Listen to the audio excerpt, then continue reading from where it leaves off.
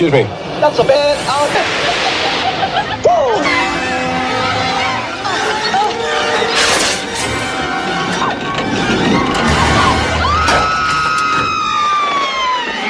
God, look up there.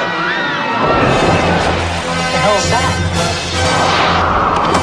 Easy, miss. I've got you.